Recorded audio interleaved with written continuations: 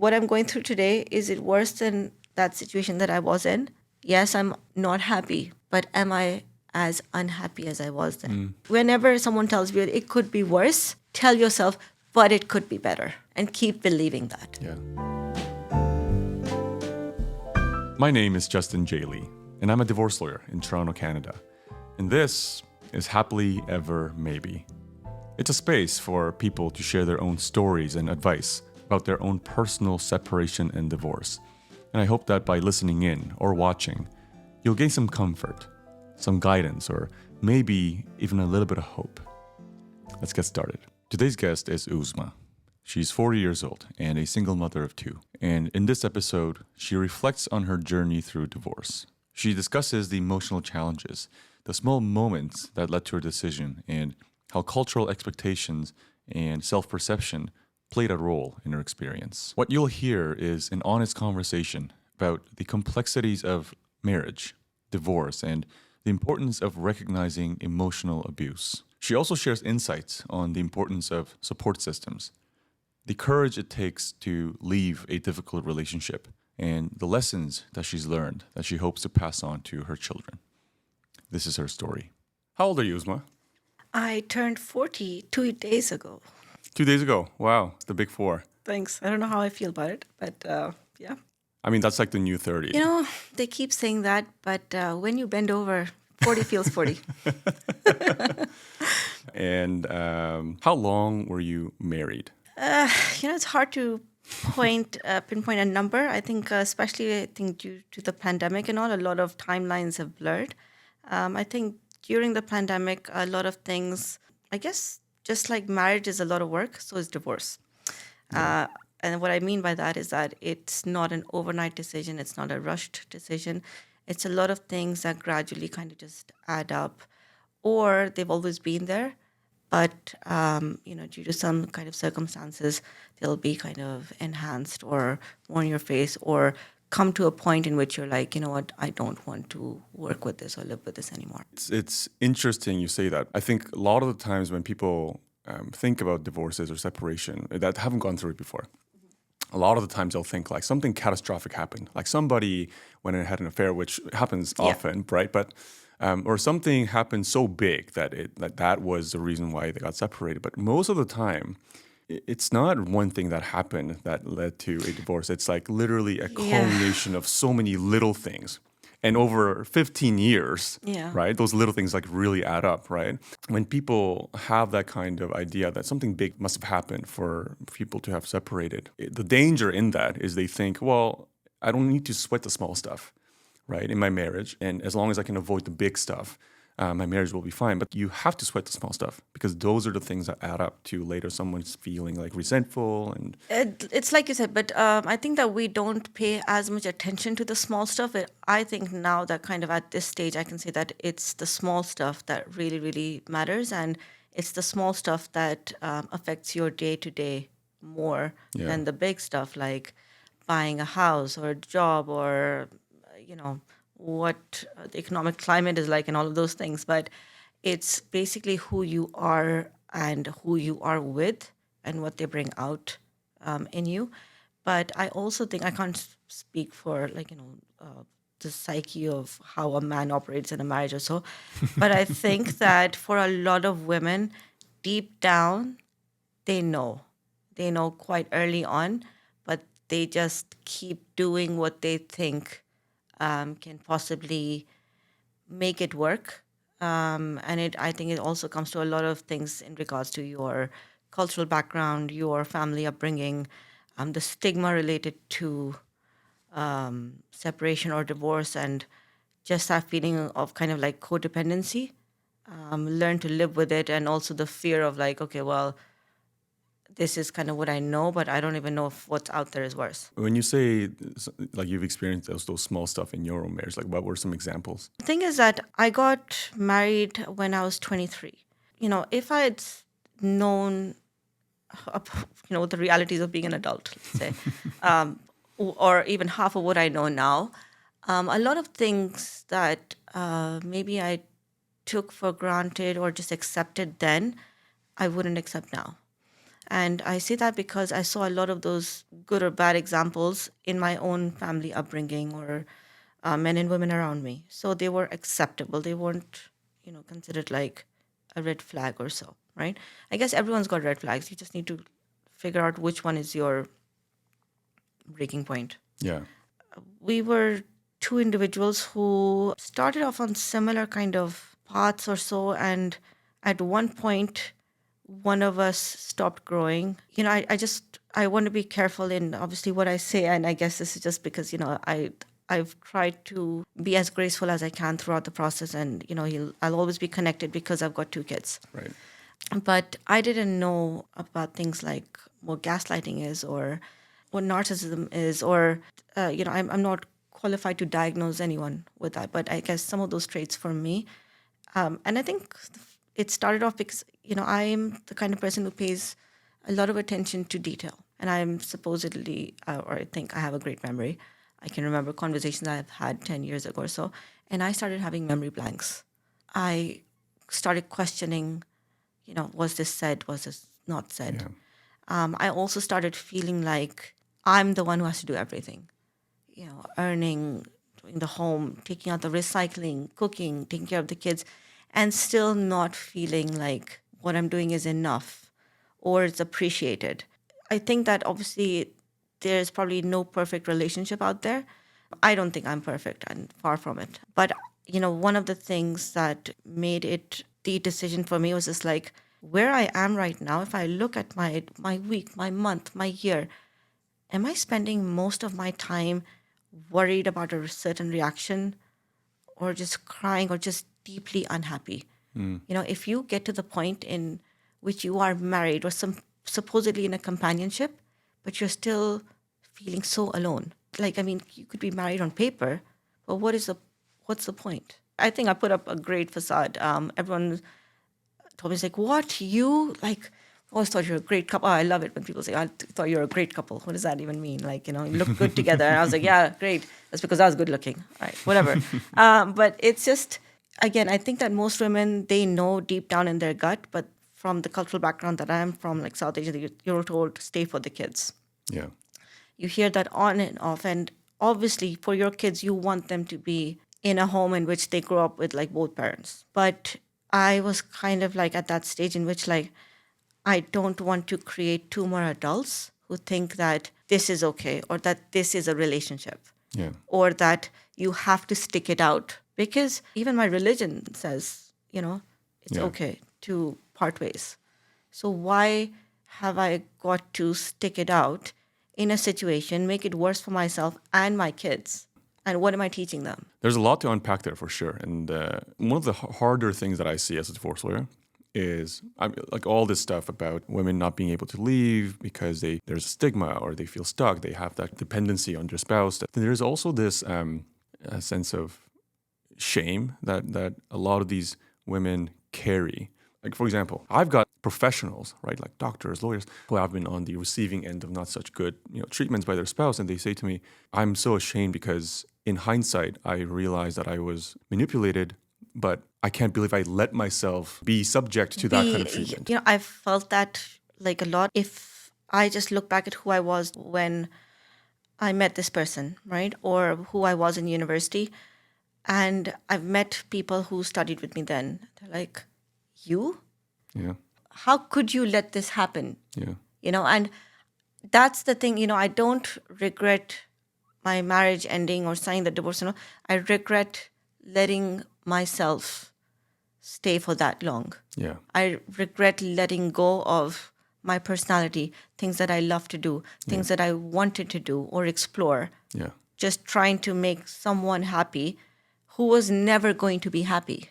yeah, So I think that's that. But I think that shame and, that feeling comes when you look at yourself, you're like, what have you done? What was it worth? What did you get out of it? Yeah. And a lot of people try to make themselves feel better, like, oh, at least you've got, let's say, kids, or you got this, or you got that. But you know what? Your kids are going to grow up. They're going to leave. At the end of the day, you are left with what you did, your thoughts. At the end, your memories. yeah, You die with them. Yeah. A lot of people, will continue thinking, oh, yeah, I've got this to look forward to. But as a human, you want companionship. Yeah. Yeah. It doesn't matter what your bank balance is at the end of the day. It doesn't matter what career you're in or what your boss said. At the end of the day, when you want to open the door and just walk into the arms of the person that you have signed up to be with for Yeah. life, and that person has not treated you well, you start questioning your worth.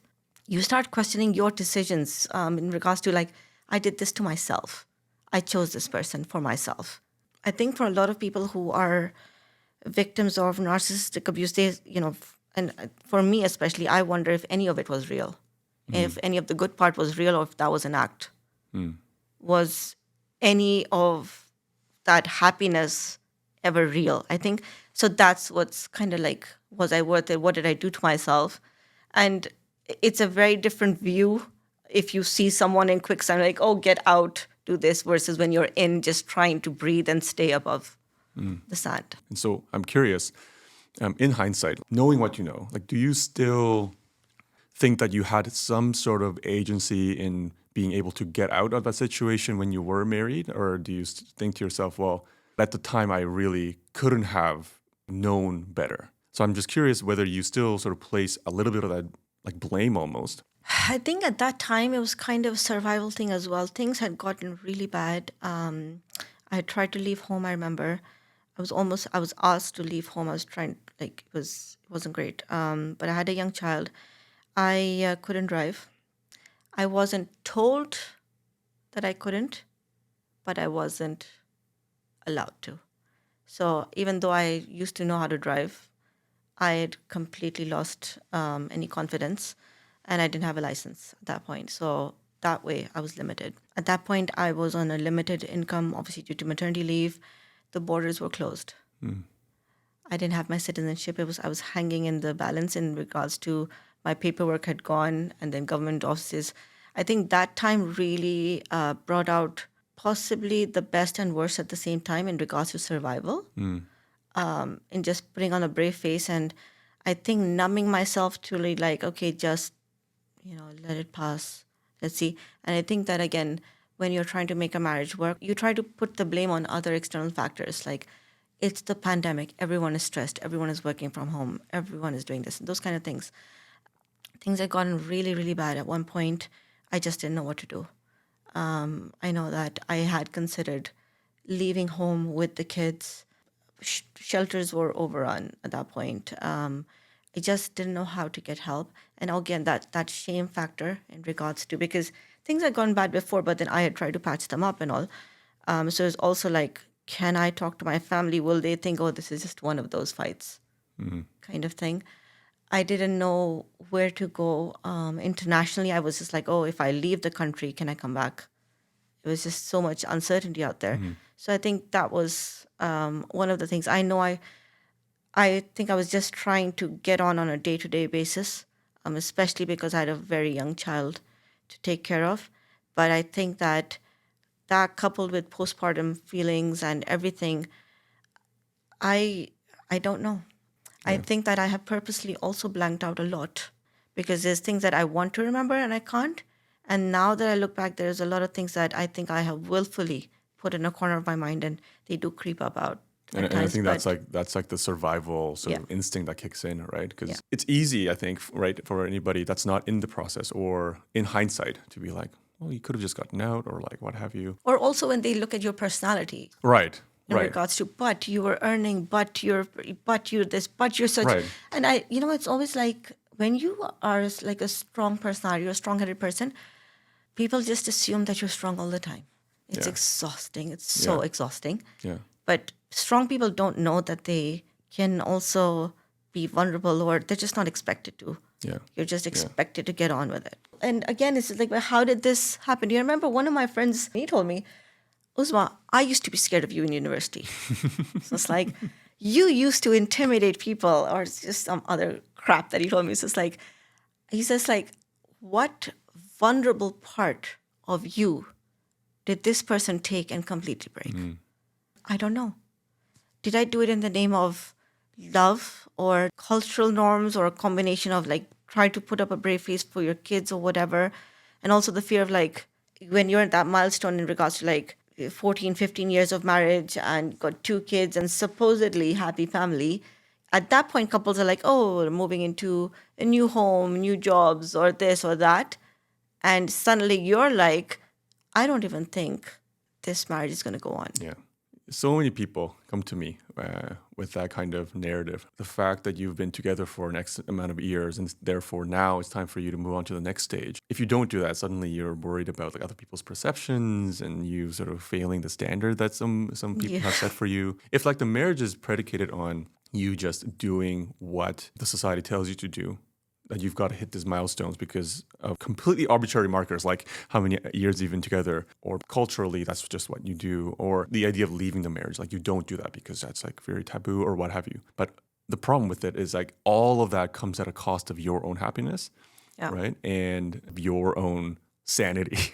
It's, culturally, the onus of the kind of strength of a marriage or a marriage surviving is placed on a woman. And I don't want to put everyone in the same bucket. I want to be conscious of that. But I also feel that for a lot of women with roots in Pakistan or India or so, we're told you need to have patience. It's a woman's job to save a marriage. And you're given these stories of self-glorious martyrdom in regards to your dad used to do this, your uncle used to do this, look at them. And they're talking about patience, but what they don't recognize is they're actually talking about abuse, Yeah.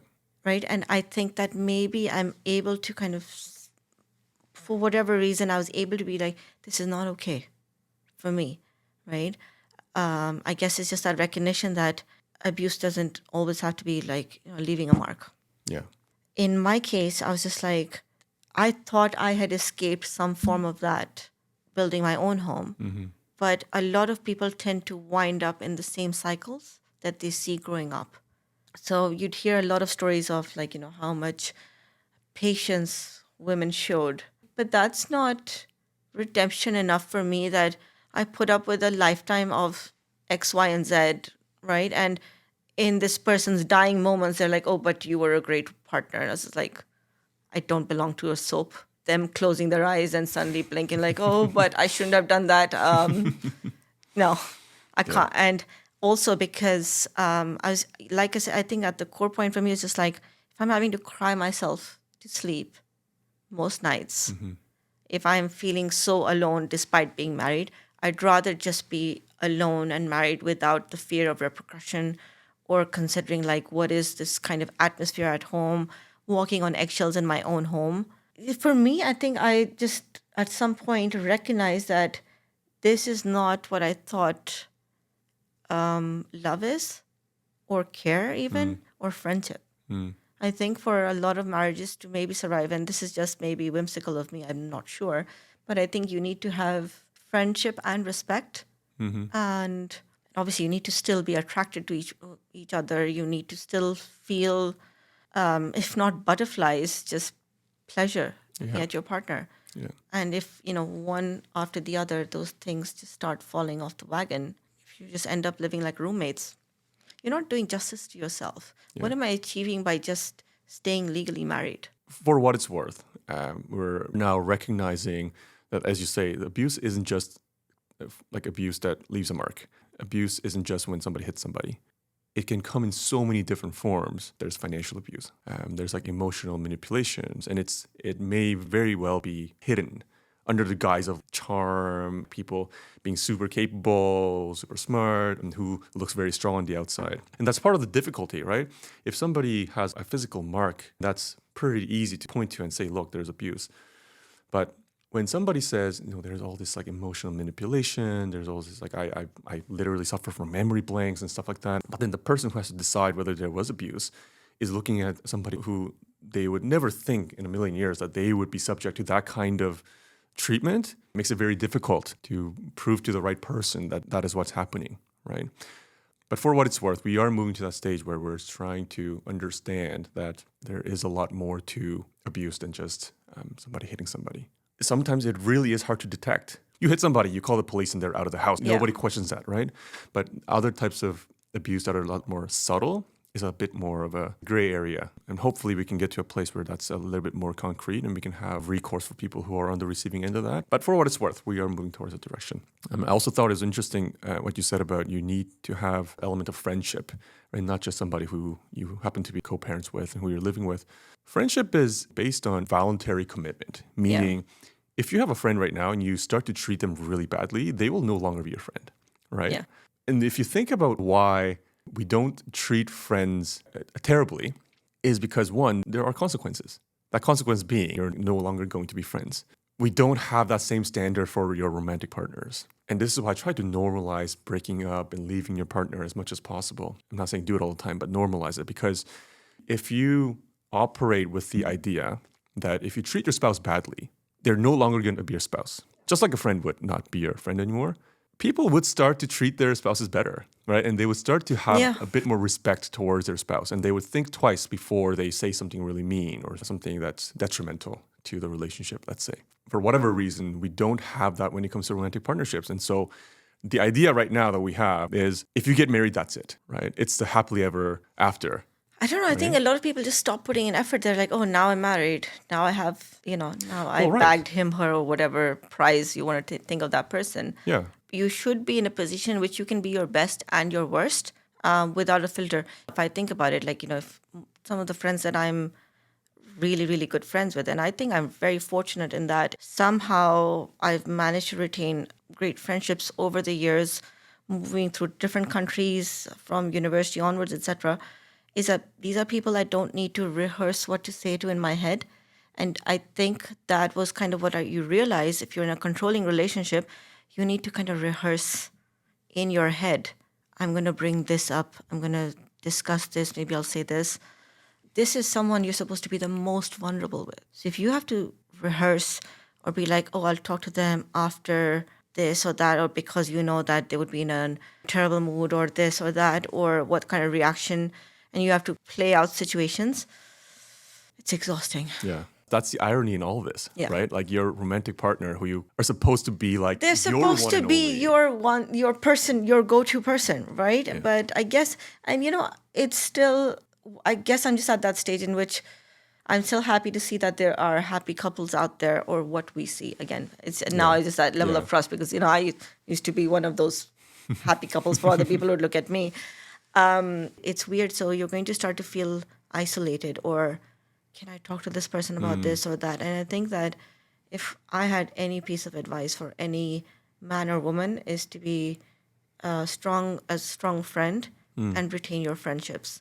I think one of the key things that has helped me survive or get out actually is just having friends who are like, this is unacceptable. And also them being like, how the hell did this happen to you?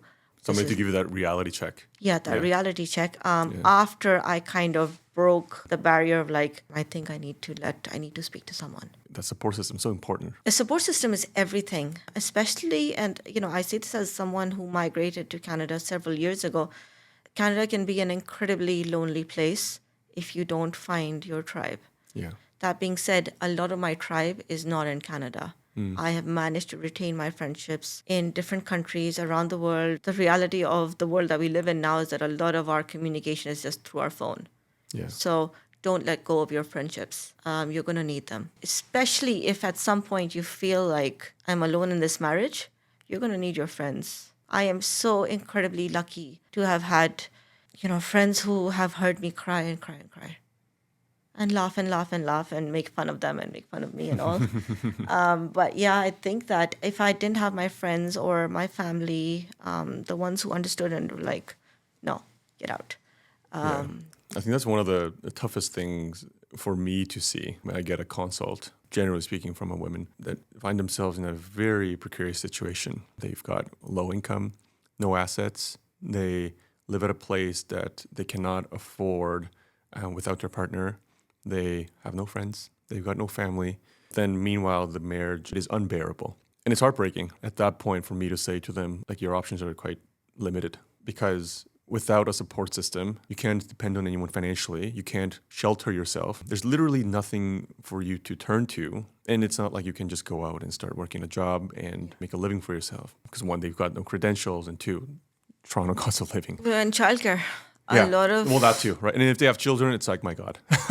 I know people in this situation, and I don't know how they found the strength to do this with multiple kids and no income or no housing, and just the thought like, this is enough, I can't do this anymore, and they just found the strength to walk out. When you get to that point, I think that you're kind of on the other side of fear. That's like, can't be worse than this. If you really want to see the example of strength, if you see a woman who has decided to walk out of a relationship with her kids, with only uncertainty in front of her, Yeah. that is the epitome of strength. Yeah. Like, you're literally walking into the unknown, right? And the unknown is really scary. Worst case scenario, your well-being, your safety, and your children's safety are jeopardized. Like, it's I a think at that real- point, a woman is more worried about her kids' safety Yeah. than she is of her own. Yeah. And I think that's maybe where she's going to get her strength. I think most parents would be willing to sacrifice their own happiness and well-being if it actually meant that the children were safe and they Yeah. were happy and they were going to grow up well. But then the breaking point comes when they realize this is actually bad for the children. Yeah. How many children do you have, Uzma? I've got two. I've got a teen and a 4-year-old. And how do you think having children affected your view on, well, marriage, but also the way that it unraveled, like the way that you separated, how long you were in it for? The reality is I've been unhappy for a long time, a very long time. I was unhappy even before I had my first child, but then I was just, told these glorious tales of, first year is tough, first 5 is tough, whatever, And then, after a child, things will change or this, I don't know. That's the worst advice, by the way. Things will change, yes, but don't use that child as a leverage for a gateway to happiness. We'll come back to that. That's such an important Yeah, it's the topic. worst Yeah. advice that a lot Yeah. of people get. It's like, oh, at least when I have a kid, things will get better. No, don't do that. Don't do that. If you're at that point, don't do that. Okay. No. Okay. So I was unhappy for a long time, but again, at that point when you're not financially literate or financially capable, and you've got limited options, you're evaluating which hell is better. Do I try to make it work? Because at some point you're also kind of delusional. It's sad to say this. It's like, oh no, if I do this, you keep pushing the milestones. Yeah. Basically, that's what I know what I did. So it's like, oh, if we leave X country, if we leave X home, if we do this, life will get better after this. So I would just keep pushing the milestones, And a lot of that bad behavior that I put up with, you are taught, oh, all men are like this anyways, or women, when you just put like all women like shopping or whatever, you shouldn't lump up people into categories. But growing up, and I can't blame them if, the elders around you have seen that or grown up with that, their mindset isn't going to change, right? My responsibility isn't to change their mindset, but I can change my situation, right? And that's, I guess, what I did. So yes, I had been unhappy for a long time. I kept pushing the milestones. I guess at one point I just started to learn to live with it, and you can keep it. It's not a bed of roses, or you're not going to be like on cloud 9 every day or whatever. So I just started to assume that this is life. Yeah. Or you downplay a lot of things like, this is adulthood. This is it's not what you see in the movies and everything. But guess what? A lot of what you see in the movies can be your real life if you want it to be. Yeah. But again, it was just that deep, deep pining within me. I don't understand. Like, what else could I possibly do? Yeah. And just not feeling enough. And I got to this point, I remember I was just like, why am I living life like this? Why does life have to be so tough? I was the breadwinner for the majority of my marriage, and still I felt like I couldn't have the directives to be like, okay, this is my money, or I had to think so much about spending on myself. And that's the worst part of it. If I look back at it, it's like, you were financially independent, you were educated, you were in a better off country to do this and all, and yet you let this happen to yourself. It sounds like you still kind of regret it in a sense that you wish that you would have known better. As in, you kind of place some of that pressure on yourself still. Yeah. I regret not leaving sooner. Yeah. I guess it's just that like that big 40 hit to and right now like I'm also looking for my next professional challenge. My ex-partner decided to leave the country completely.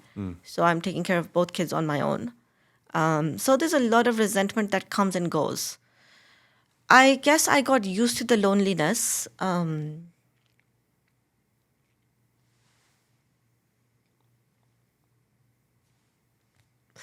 Sorry.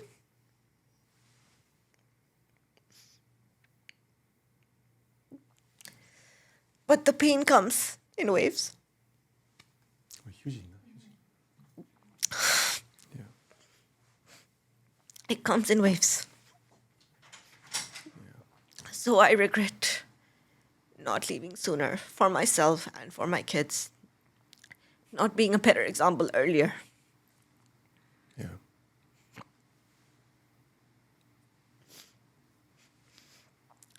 The uncertainty of what's out there will always be there. But I'm just like, there's so much. And again, I still consider myself fortunate. I am still better off than a million women who maybe today want to leave and can't. Yeah. I still consider myself very fortunate that I had the strength to do that. I feel better. I don't miss, then that's really weird that I don't. This was supposedly someone I was supposed to grow old with and die by their side. I don't miss them because I fell out of love with them a long time ago, and the companionship ended actually a long time ago. Yeah. Were you seeing a lot of that effect of the state of your marriage on the children? Was it Yes, very evident? especially on my older child. I wish that she hadn't seen a lot of what she saw, and that's something I deeply regret. For my younger one, he's he's 4. I think what I hate for him is not even having some core memories. In that sense of like, oh, I miss my Baba, I miss him. Can we go to him? His parenting time is just like an hour a week on a video call, which he chose. Right. I think the resentment I have is not towards what happened to me as much as what he decided to do or not do for our kids. How are their relationship with their dad now? You know what? I think kids are very forgiving Yeah. in some things, and I guess it's an interesting dynamic that I'm in right now because I'm the one doing all the parenting, the actual parenting. So I'm the bad guy because I'm the one who will tell you you have to do your homework or pick up your clothes from the floor or do the laundry or whatever. Whereas you've got one parent who's met you once in a year, bought you a gadget or something fancy, and will say, "Oh, I love you," whatever on the phone.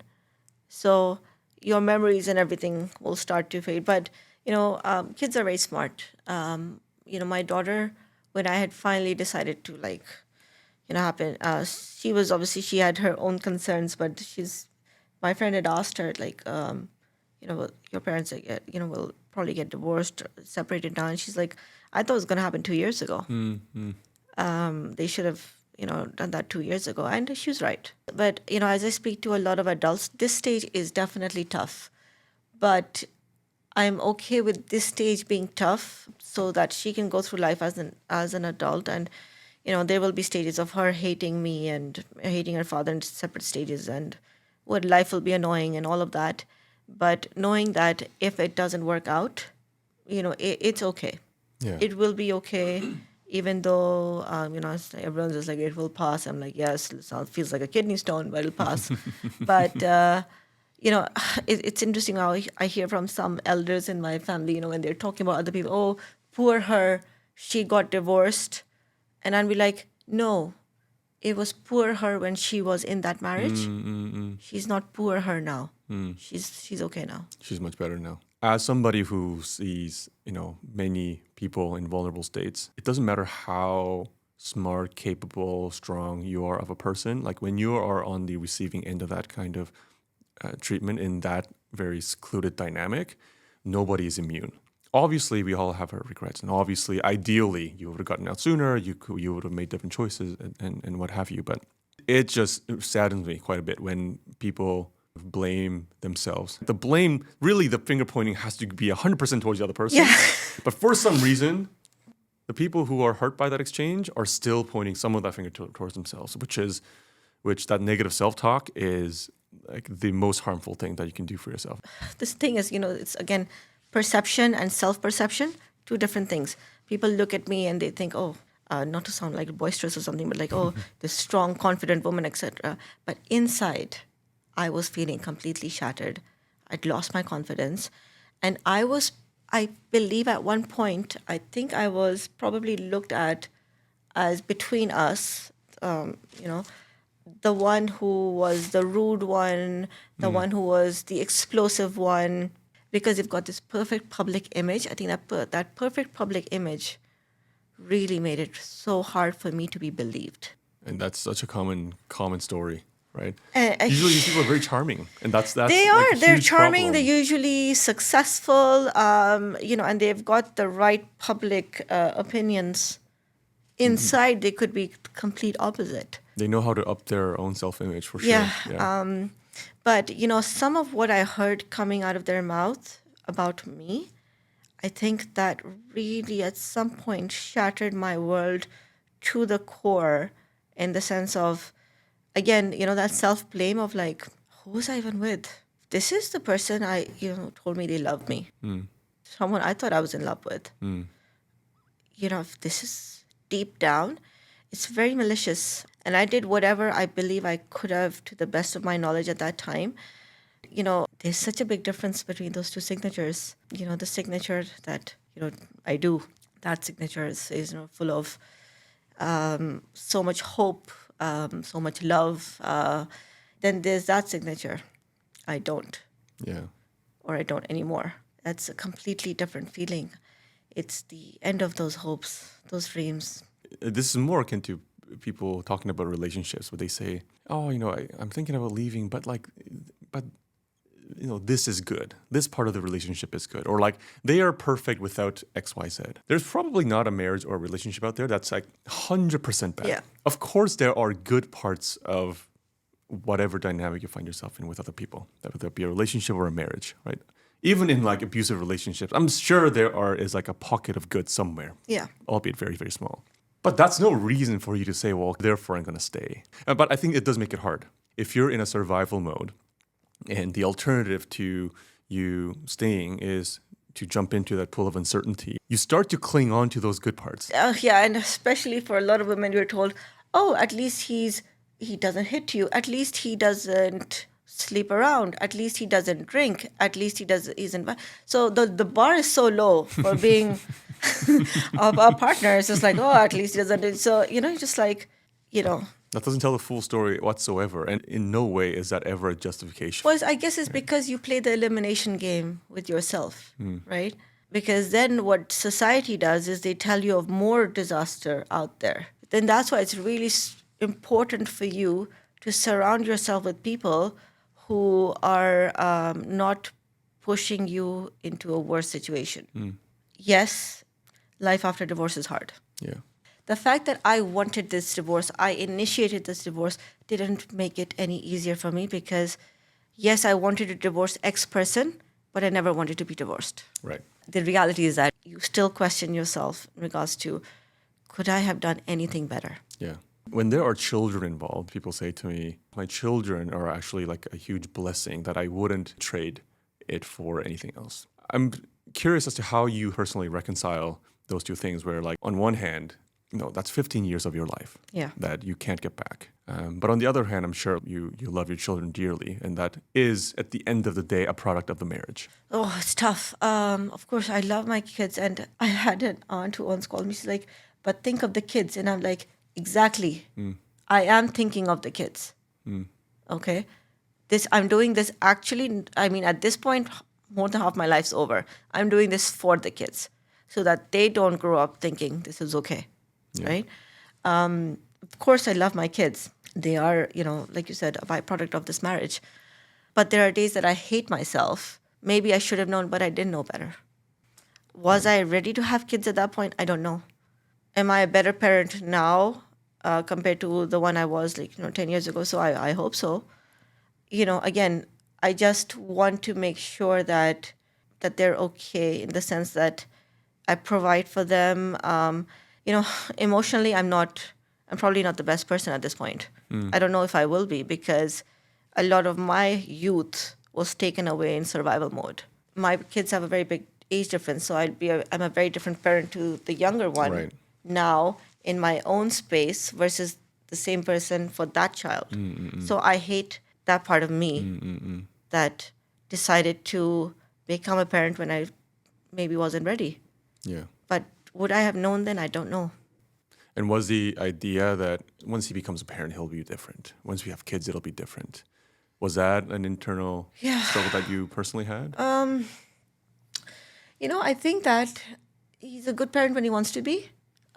He takes care of the kids and everything when he wants to. He just removed himself from the situation, the easy way out. Yes. I never knew as a parent you had the choice to just walk away from your children. Apparently, some people can. I don't know. See, the thing is, even now, I just hope that maybe he can realize and still decide to be present, but I'm no longer bothered. Right. I just have to do what I have to do. And it used to be the case that you sort of had to carry both of your I used to responsibilities. see the thing is, a lot of single moms are single moms long before they separate or they sign those documents saying the custody is mine or whatever. Yeah. I was doing the majority of the childcare. Why do you think that's such a prevalent trend that we see where, we've got women who feel like they were doing all the work and I don't doubt at all that that is the case as somebody who sees that on a day-to-day basis. I think it's a little bit naive for all of us to just say men are they just intrinsically don't care. They just No, don't have any absolutely not. regards, No, right? I've got I've got two brothers, and they're, I think if I look at what a father should be, I can see those qualities there. And I'm Right. not saying this as biased because I'm their sister. I look at them, I see, how much they love their kids and how much it shows, and I wish I could have that. Yeah. Yeah. So I don't think it's a man or woman thing. It's just really, if you want to put in that work, you will. Yeah. Saying that, oh, she doesn't let me meet the kids or he doesn't let me meet the kids. If you want to meet your kids, nothing can stop you. So do you think it's really about meeting and partnering with somebody who has that sort of tendencies to be a good parent? Women do most of the work, but just because society's kind of put them in that box. If you've given birth to this child, you've got mat leave, you're taking care of that child, and then you kind of that burden or that shift kind of happens depending on the understanding of your partner on how much of the slack they pick up, right? In some cases, that period of right after having a child can make or break a marriage because of how much you decide to let go in regards to your responsibilities and housework, taking care of the kids, etc. Maybe some people know that that they're meant to be a parent. Some people don't. Some people will figure it out, I suppose, right? I don't know. Something I saw the other day that was really interesting was somebody saying, ironically, the person that will likely be a good parent is somebody who doubts whether they will be a good parent. Because that means they are really thinking about, do I have what it takes to be a sufficient parent for my future children? Whereas Yeah. you have somebody who assumes, of course, when I turn 35, 40, whatever, I'm going to be a father or a mother. Of course, that's just going to happen because that's just the way things are. So you never actually put your mind to, do I personally have what it takes to be a parent? And as you say, not all people are equipped to be parents, nor do they want to be. And that's Yeah. totally fine, which Yeah. is a separate conversation about why that's also a dangerous notion that we Yeah. have, that everybody should be a parent. But some people are just not. And this is not a question for you to answer, obviously, but I just always have this question of whether it will always be the case, because we're just biologically wired, that women will always carry more of that sort of parenting responsibilities and try to carry the family, whereas men will sort of let go a little bit. Or is there some sort of like a cultural, external factor that's driving that we can do some work to change? Yeah, I think it's probably a combination of a lot of things: socioeconomic factors, cultural factors, family. The kind of family you come from. Either you will repeat it exactly, or you're going to create something on a completely different tangent because You're going to be like, I remember what that was like. I don't want that. Or you're going to be like, well, this is the way it was. What's wrong with that? My thoughts at age 14 will be completely different versus my daughter at that same age. Well, we've got the same probably genetic makeup, Yeah. cultural, but her cultural makeup will be different, Yeah. right? And then her exposure of what she saw in her parents splitting up versus mine, all of those things. So I think that, yes, there is a shift. I think it's great that a lot of people can actually have that self actualization or the realization, sorry, the right word, that they love kids, but they don't think they can be parents or want to be parents. And I think that is a good thing because then it removes pressure on people to be like, oh, you're not married yet, you don't have kids yet. Oh, the clock is ticking. Oh, yeah, it's fine if you don't have kids. And as all parents would say, parenting is no joke. Yeah. Yeah. All this, all parents just keep getting through the day saying like it'll get better. Tomorrow will be another day. Yeah. So Yeah. Yeah. it's a ride. Yes, of course I love my kids and I guess, the core of it, I wish that they'd had a happy household. Yeah. I wish they'd had two parents respectfully co-parenting. For whatever reason, it didn't work out. Yeah. But I still wish that he'd continue to be an active parent. The worst part of my divorce is that part, not everything that happened in the past with me, but what's happening in my kids' lives now and for tomorrow in that absence. Yeah, and that's really tough, right? The legal system, at least the one that we have here in Ontario, is great for a lot of things. It's not great for some things, and by not great, I mean it's not by design. It's just the way things are. The law can do many things for you, Yeah. especially when you're being wronged in some kind of way. But the law cannot change an uninvolved parent into an involved one. Like you can't make a bad parent into a good parent, unfortunately. And so the reality that a lot of these people have to live with is a parent who doesn't want anything to do with the child, or if they do, in a way that just doesn't meet your standards whatsoever. The decision you have to make at that point is, should I be supportive of even that kind of menial relationship for my children to have with my spouse? Or do I continue to try and get them involved? It's really tough. Every parent wants an ideal circumstance for their children, whether that be financially speaking, whether that be, how happy the family unit is. But the reality of it is that I think you just have to let go of some impossible Yeah, goals. standards. Right. Yeah. I think, going back to what you said about that shame element, it is related to not just the relationship breaking down. At least in my case, it's like, yes, I chose the wrong person, but you didn't just choose the wrong person for yourself. You chose the wrong person to be the parent of your kids. And that's where the actual feeling of failure comes. That if you had one, you kept pushing miles, and then you had another or another or another or whatever, that part is something that you can never, ever change. And this is why I really respect people who are able to walk away sooner rather than later, or who decide that, I can't have kids or I don't want kids or whatever, because they've done a lot more thinking Yeah. than maybe someone in survival mode, maybe. I don't know, maybe. Well, I think most people in survival mode are probably overthinkers. I'm not sure. But that's the one thing that does eat away at my conscience a lot. This is the man that I chose to, you know, procreate with. And I hate that I failed my kids with not choosing better. Yeah. But again, Uzma, there's a lot of that first person language that you're using, right? Which I personally wish that's like a change that we see from now on, where we don't I don't know. blame ourselves Yeah. and that negative self talk. But in hindsight now, knowing what you know, what kind of advice would you have for your own daughter about what kind of person that they should be looking out for? Like, how should they go about vetting, let's say, the right partner for them? I'll probably be the worst person to advise her just because of, the irony, right?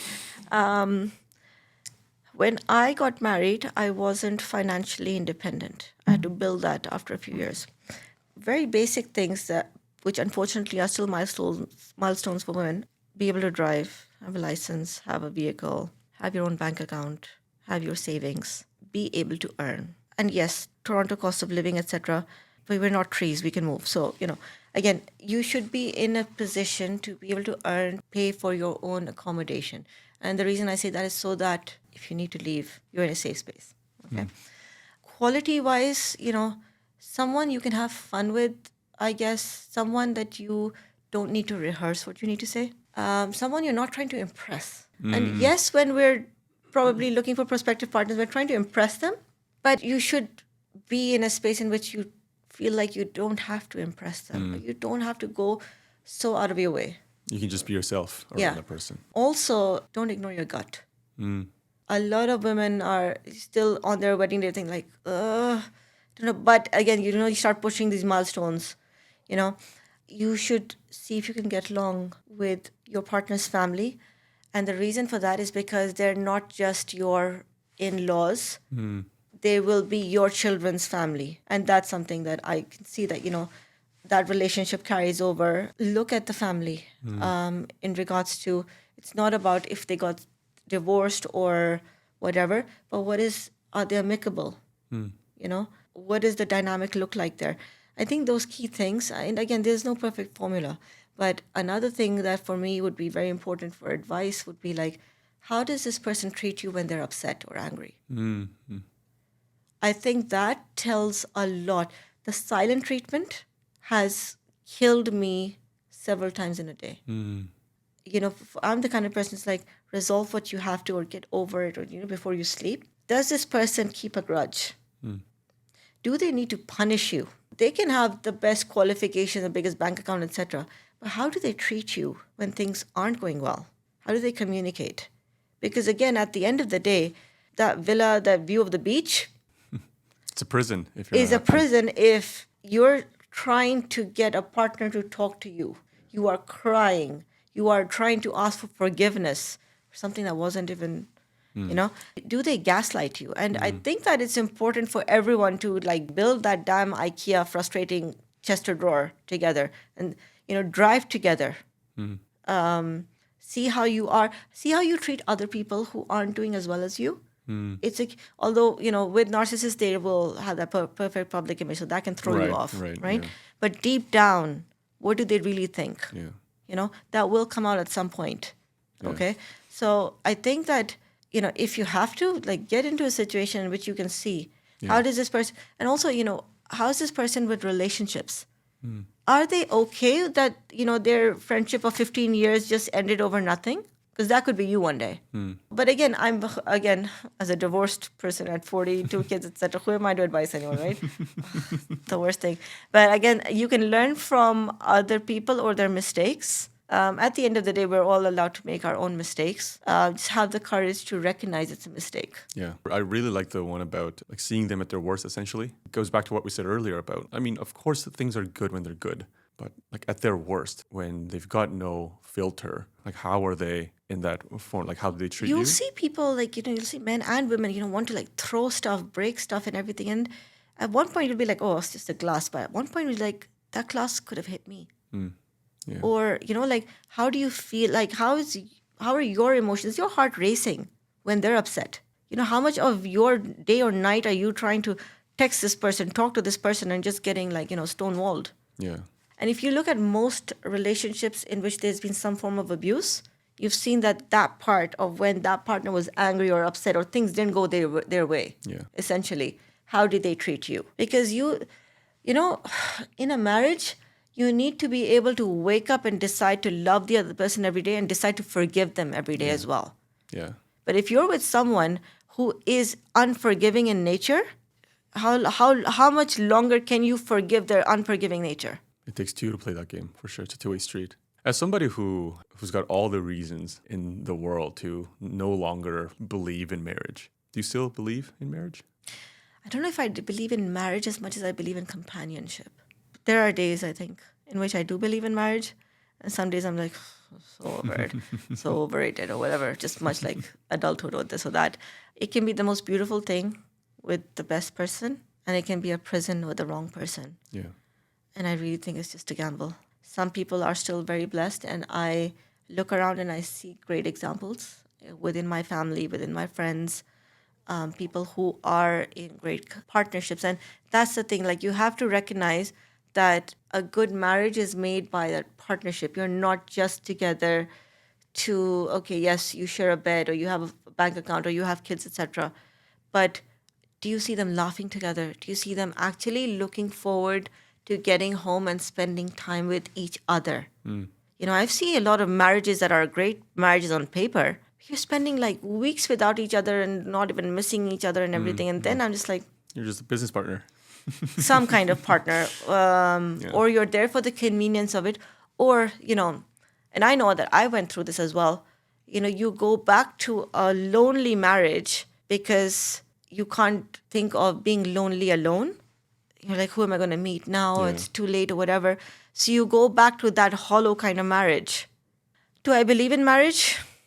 I still see happy marriages around me. I think marriage is a beautiful thing if done right, Yeah. if you get it right. And some people do. Yeah. That's a question that I get asked all the time, actually, as like a divorce lawyer. Like, you must be super jaded, seeing just literally on a day-to-day basis, working with people who hate each other. Do you still believe in marriage? Do you still believe in love? And I believe in love and marriage. And sort of my rationale and the way I think about it is, as you said, it can be like the most beautiful thing with the right person. And like nothing in this world can replace that companionship, the experience, literally having children. All that experience come from this thing called marriage that you cannot replicate with anything else in this world. But I think just like most things, something that can yield such a great reward comes with serious set of risks. And that's like most things. Like everything that we do in life carries some sort of risks. But what we learn to do is to mitigate those risks and make educated decisions about Yep. whether to take that risk or not. With marriage, for some reason, we just do not have that kind of mechanism in place. Yeah. We just say, I guess I now have to get married. And the person who happens to be next to me is a person I get married to. And I do all these things within the marriage because that's what my family, what the society, the media, the culture tells me to do. So there's like nothing in place for you to sort of assess whether you're doing the right thing. And that risk will never be eliminated. I don't think it's possible for you to ever guarantee yourself that whatever relationship that you're entering into will be a successful one. But there's a hell of a lot you can do to try and mitigate a lot of those risks, right? Like if you know what to look out for. But for some reason, we just don't have that cultural knowledge yet. And that's part of the reason why I wanted to start this podcast. There was a lot of desire for people like yourself to want to share their lessons and share their insights so that like, other people in in similar situations don't have to go through the same thing. But also a lot of people who say to me, like there's just no set of resource. I can see now that I need to know more about this kind of process and like know what to look out for, but I don't know where to look to find out what to look for.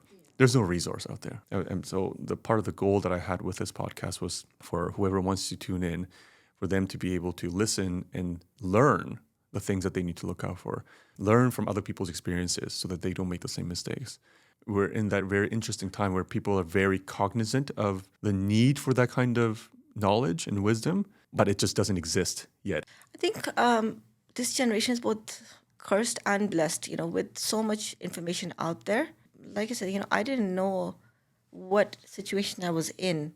I think I just started seeing stuff on like, social media and awareness and those kind of things. So I think that people now, with the information around you, especially with information on how to live, right, are probably in a better position. And you will probably hear of like, our parents' generations or their parents' generations of marriages that lasted so long. A lot of them did for genuine reasons. A lot of them did because the woman couldn't leave due to financial constraints or what else, or this is the way it is or whatever, right? I think now with pretty much every other woman working, you do hear of a lot of divorces because the woman can leave because she's not bound financially, but also she chooses to walk away because it's just not, you have the choice. But just my purpose for just participating in this podcast is that as someone who belongs to a certain culture, certain religion, etc., I know that maybe the decision for me to walk away earlier could have been easier or more supported if maybe I had more examples within my family or culture to look up to. And it wasn't looked at with such a like, oh, but she got divorced, or like in whispers, or like shame, or like the blame on the woman, or that she must have been a certain way, or she was hard to put up with, or whatever. Because unfortunately, we tend to categorize people, Yeah. right? Again, I wish that a lot of people can relate to me.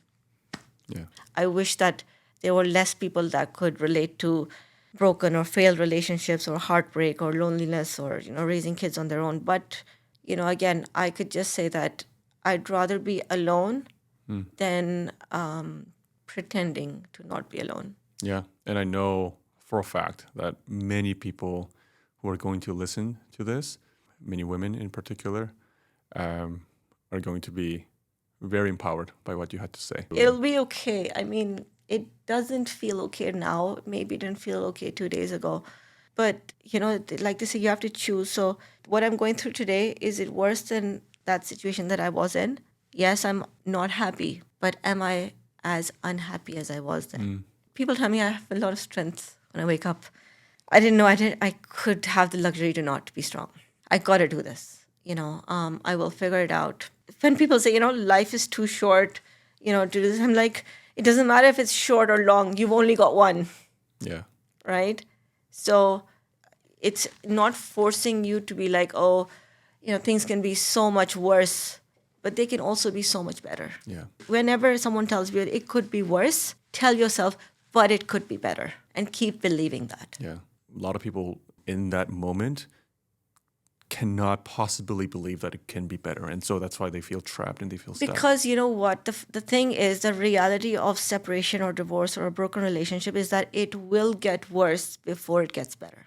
Yeah. But you'll have to go through it. And one of my really good friends, she's always got a good ear for me. And I don't know how she has the strength to do all this, but she keeps telling me, Uzma, you need to sit with your feelings. You need to go through them.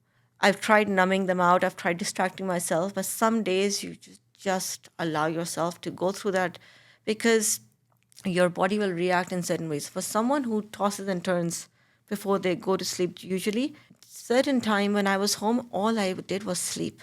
And I was just like, I don't even understand how I'm sleeping so much.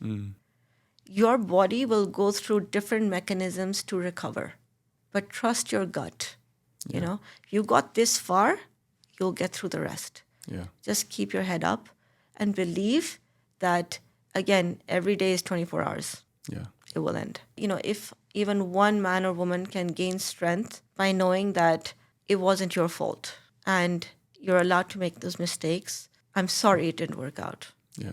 I do appreciate you saying men or women, because I post on TikTok and Instagram. A lot of the time it just turns into this gender war, right? Yeah. Where it's men against women for many things. And like, don't get me wrong, there is definitely a trend that's gender based.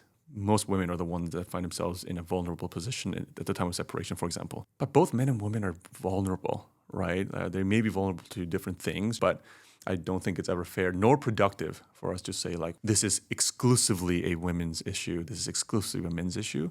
Largely speaking, I think what we talked about was relatable to a lot of women. But that could also be because of the shame factor for a man to realize that he's in an and abusive exactly, situation. right? And that's like a whole layer to unpack that Yeah. we're not going to do in this podcast, right? Yeah, no, I hope that changes. A lot of my really good friends and some of the ones who pulled me through this mess are great men.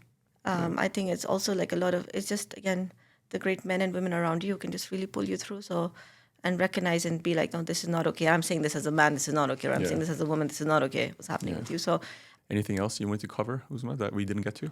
I guess it's just, forgive yourself. You didn't know better at that time. Don't be so hard on yourself. I say this as someone who struggles to do this every day. I was going to say. It's hard.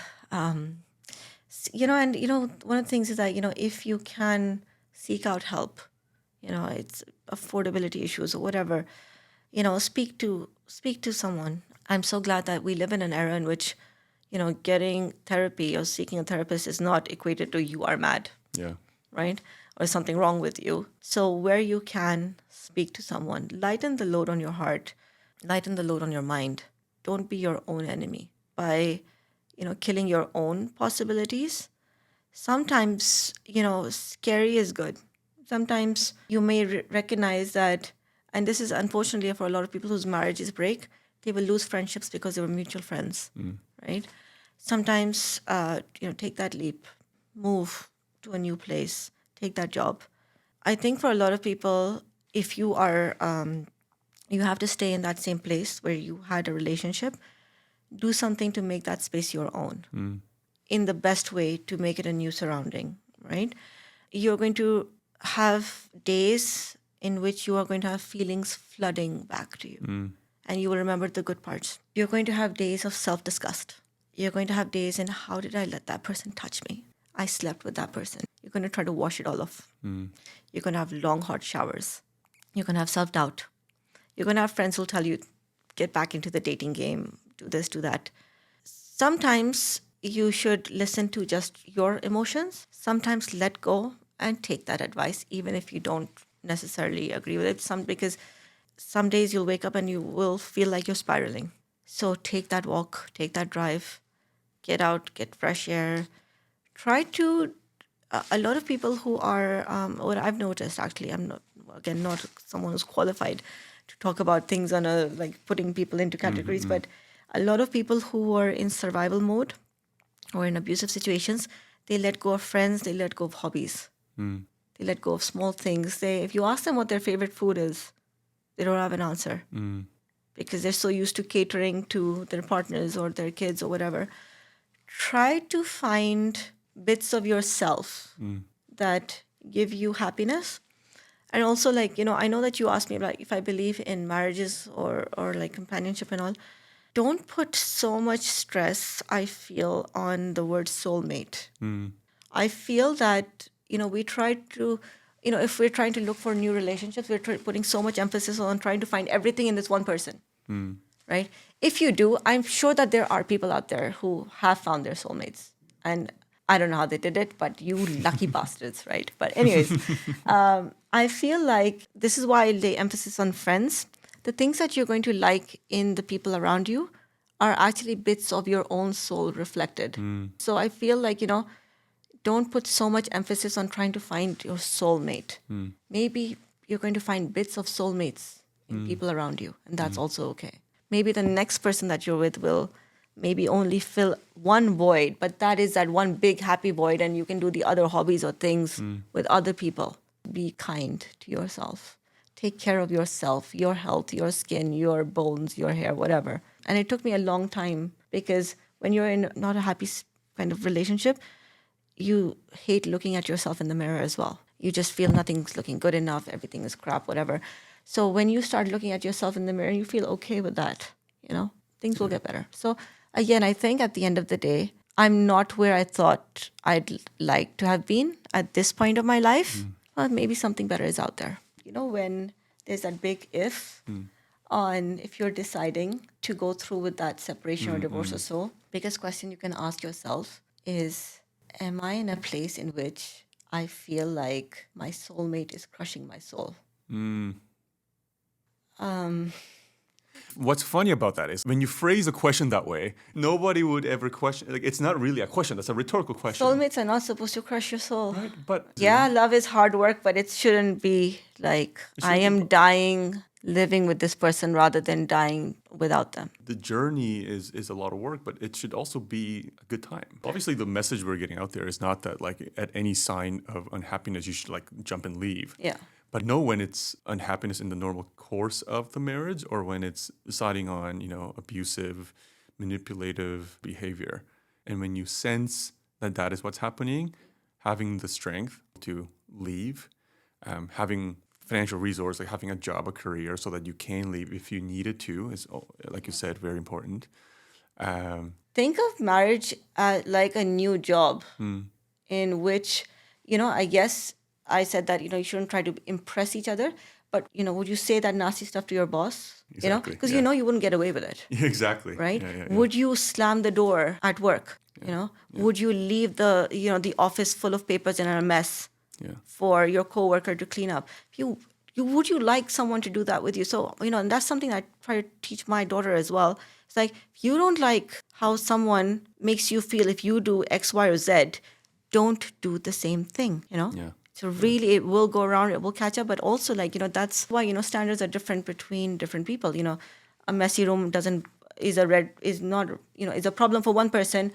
It's not a problem for the other. That's where you're going to find your match or your goal or your thrills together.